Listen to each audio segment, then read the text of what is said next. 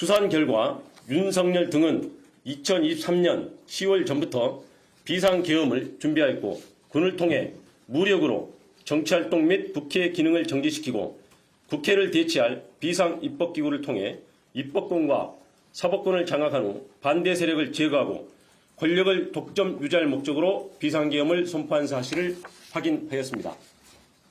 비상계엄을 선포할 명분을 만들기 위해 비정상적 군사작전을 통해 북한의 무력 도발을 유인하였으나 북한이 군사적으로 대응하지 않아 실패하였고 이에 윤석열, 김용현, 노상원, 여인영 등은 국회에서 이루어지는 정치활동을 내란을 획책하는 반국가 행위, 반국가 세력으로 몰아 비상계엄을 선포하였습니다. 우리는 역사적 경험을 통해 권력을 가진 자의 천리 쿠데타는 내세웠던 명분은 허울뿐이고 목적은 오로지 권력의 독점과 유죄성을 잘 알고 있습니다. 윤석열은 취임과 함께 대통령실을 용산 군기지 내 합동참모본부 청사 바로 옆 국방부 청사로 대통령 관저를 한남동으로 이전하였습니다. 그 결과 대통령이 군 지휘부와 함께 군 기지 내에 위치하게 되었고 대통령과 경호처장 지척에 국방부 장관과 합참의장 공간 등 주요 군 지휘부의 공간이 이치함에 따라 대통령과 군이 밀착되는 여건이 조성되었습니다. 특검은 김용현과 수시로 만나면서 계엄을 준비한 전 정보사령관 노상원으로부터 입수한 수첩과 방첩사령관 여인영의 휴대폰 메모 등 객관적 밀적 자료와 관련자들의 진술을 통해 2024년 4월 제22대 총선 훨씬 전부터 윤석열은 김용현과 김용현은 노상원 그리고 여인영과 비상계엄을 순차 모의하고 준비해온 사실을 확인하였습니다. 김용현과 노상원은 2023년 10월 군 인사를 앞두고 육군참모총장, 방첩사령관, 지상작전사령관 등 군 인사 방안과 비상계엄 시 진압권이 될 수 있는 구사단과 34단에 대하여 논의하였고 2023년 10월 이후 그들의 논의한 대로 육군참모총장 박안수, 방첩사령관 여인영, 구사단과 34단을 관할하는 지성작전사령관이 보임되었습니다. 윤석열과 김용현 등은 그 이후 비상계엄 시기를 총선 후로 확정한 후 총선 결과에 상관없이 비상계엄을 결행하되 그 방법을 어찌할 것인가 등을 논의하였고 2024년 3월경부터 안가와 관저 등에서 만찬 등을 통해 비상계엄에 동원할 방첩사령관 여인영, 수방사령관 이진우, 특전사령관 곽종건 등 군사령관들을 상대로 우호적이지 않게 전개되고 있는 정치 상황을 종북 좌파 등에 의한 국가적 이의 상황으로 인식하도록 유인하면서 군이 나서야 된다는 등 비상계엄 필요성에 대한 인식을 공유시키고 비상계엄에 대한 윤석열의 의지를 주지시켰습니다. 그 과정에서 윤석열과 김용현은 2023년 7월 나토 정상회의 참석을 마치고 들린 화해에서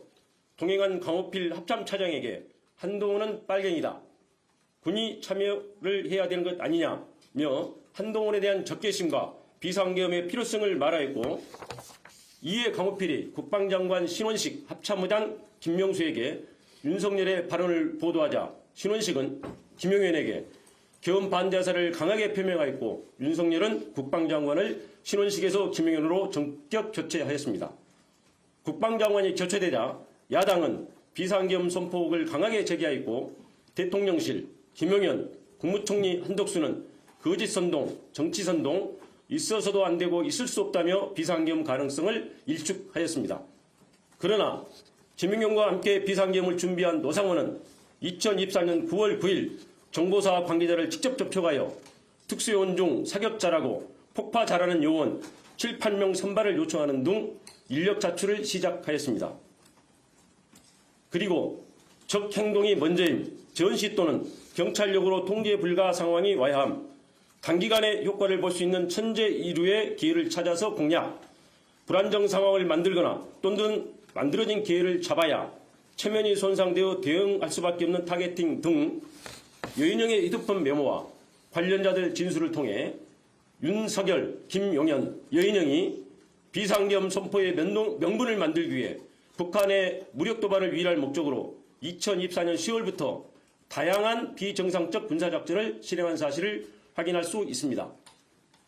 그러나 합참의 소극적 태도, 우크라이나 파병 등으로 북한이 무력 대응에 응하지 않아 비상계엄 명분 확보에 성공하지 못하였고,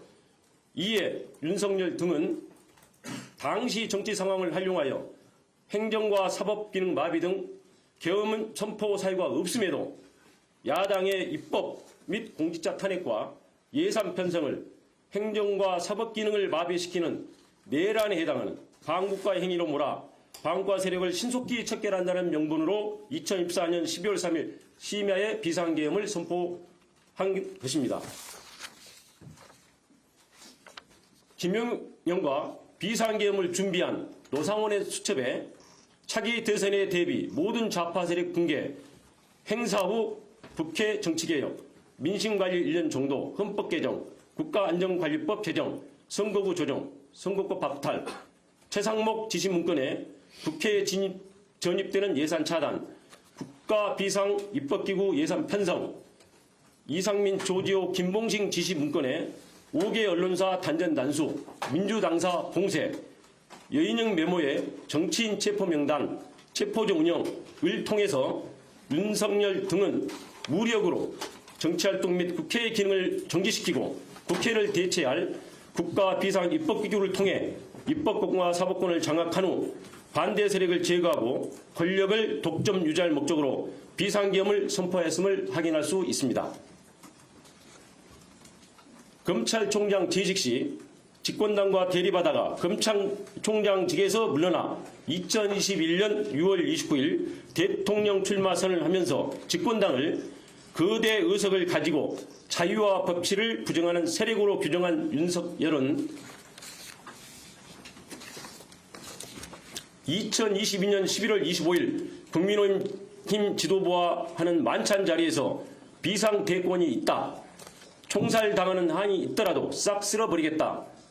라며 정치적 반대 세력에 대한 적대감을 드러낸 사실이 있고, 2024년 7월 강호필 합참 차장에게 자신이 법무부 장관으로 임명하였던 국민의힘 당대표 한동훈을 빨갱이다 라고 말하고, 2024년 10월 1일 군사령관들과의 만찬 자리에서는 한동훈을 잡아오라, 총으로 쏴 죽이겠다 라고 말하였으며 마음에 들지 않는 법관을 체포하려 하였습니다.